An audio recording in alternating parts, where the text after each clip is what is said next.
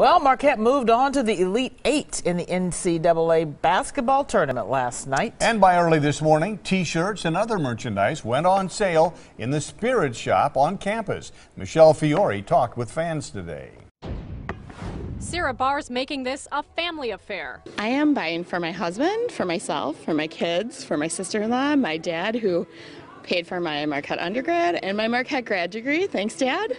Barr was pregnant with her oldest son the last time Marquette made it this far. I just think it's fun to watch and see them, and I like to see them win. Yeah, and they've been doing a lot of that lately.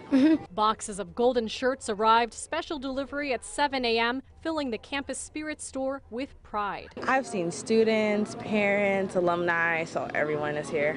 So everybody's excited. Are your fingers tired yet? Not yet. Getting there. Just cross through the front doors and you'll find them. The Elite Eight shirts, they're stacked up and ready for excited fans. And they're certainly making it count. They're picking up more than one and shipping them to family out of state. I'm going to get two. I'm going to get one for my friend, and my brother's actually overseas right now, so I'm going to get one for him too. And speaking of overseas, some hint that Marquette's success may be thanks to the first Jesuit Pope. You know, we got a Jesuit Pope. We talked about a Jesuit Final Four.